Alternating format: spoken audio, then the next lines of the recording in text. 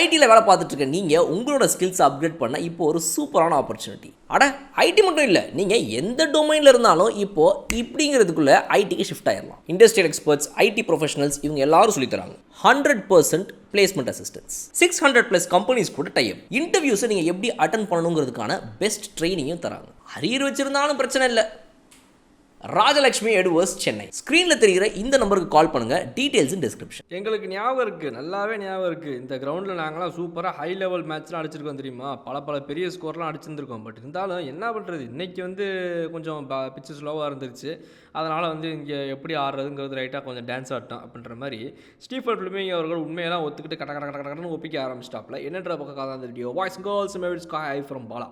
Stephen Fleming அவர்கள்ட்ட கேட்கப்பட்ட கேள்வி என்ன அப்படின்னா, என்னங்க எஸ்ஆர்ஹெச் என்ன பண்ணாங்க அப்படின்னு கேட்டதுக்கு அவர் சொல்கிறாரு, SRH shuts down in the last 5 to 6 ஓவர்ஸுங்க.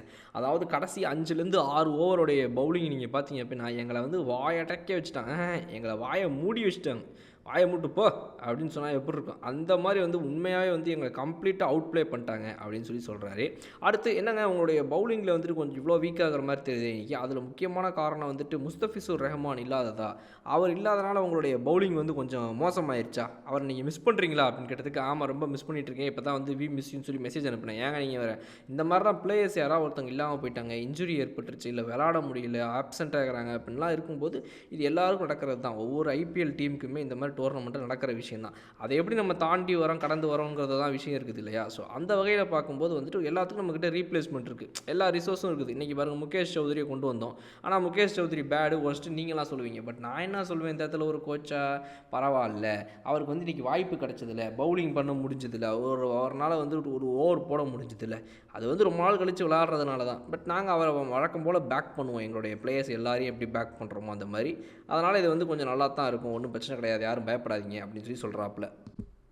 Chase ஆரம்பிக்கிறதுக்கு முன்னாடி என்ன மாதிரி நீங்கள் பேசியிருந்தீங்க சார், நீங்கள் பேசி வச்சுருந்தீங்க, அதாவது இந்த மாதிரி நாங்கள் பேட்டிங் பண்ணோம், அந்த மாதிரி நாங்கள் பேட்டிங் பண்ணணும் அப்படிங்கிறதுக்கு. ஐயோ சூப்பராக பேசி வச்சுருந்தோமே, என்ன பேசி வச்சுருந்தீங்க, இந்த மாதிரி பண்ணணுன்னா இல்லை நாங்கள் வேறு மாதிரி பேசி வச்சுருந்தோம். என்ன நம்ம பண்ணியிருந்தோம், இந்த ஸ்லோவாக இருக்கும், ஸ்லோவாக பால் நிறைய போடணும், நம்ம பிச் அப்படி தான் இருக்குது, நிறைய ஸ்லோ பால் சொலுக்கு பால்லாம் போடணும் அப்படின்னு சொல்லி டிஸ்கஸ் பண்ணி வச்சுருந்தோம். போட்டிங்களா அப்படிங்கிறதுக்கு, அது போடலையே, அது எங்கத்தை போட்டோம், நாங்கள் போடவே முடியல, நாங்கள் கடைசி 10 ஓவரில் ஸ்லோ பால்லாம் போடுறோம் அப்படின்னு சொல்லி பேசி வச்சுருந்தோம். பட் மொதல் ஓவர்லேருந்தே ஸ்லோ பால் போடணுங்கிறது மறந்து போச்சு எங்களுக்கு. நாங்கள் அப்புறம் தான் யோசிக்கிறோம், ஆமாம் மொதல் பால்லேருந்தே ஸ்லோ பால் போட்டுருந்துருக்கணுமோ அப்படின்னு. ஸோ அதனால் எங்களுக்கு இந்த பவுலிங் சேஞ்சஸை பண்ணி ட்ரை பண்ணி பார்த்துட்டு அதெல்லாத்தையும் தாண்டி நாங்கள் ஸ்டார்டிங்லேயே இந்த மாதிரிலாம் டெலிவரிஸ் வரும், ஸ்லோ பாலுக்கு இன்னும் ப்ரிப்பேர்ட் ஆகணும்னு ட்ரை பண்ணோம். பட் இது முடியலைங்கிறது கொஞ்சம் வருத்தமாகத்தான் இருக்குது.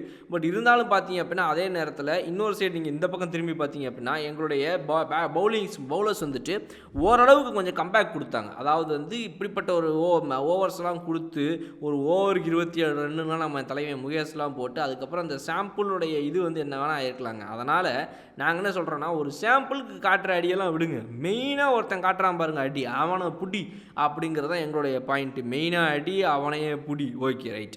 ஸோ அதனால் எங்களுக்கு என்னென்னா அந்த மெயின் டார்கெட்ஸை நாங்கள் எய்ம் பண்ணோம். கடைசியில் இந்த மாதிரி அடிக்கிற வேகத்தை மாற்றிக்கிட்டு வேறு மாதிரி கேம் ஆடுவோம் அப்படின்னு.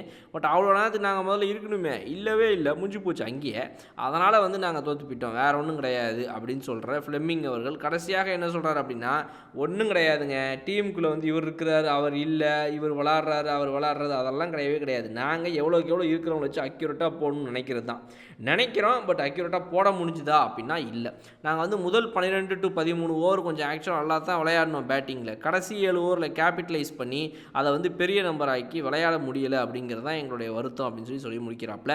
உங்களுடைய கருத்துக்களை கமெண்ட் செக்ஷனில் சொல்லுங்கள். இன்னொரு வீடியோ நான் உங்களுக்கு பார்க்குறேன். அதுவரை உங்களுக்கு கல்பனா. Okay bye.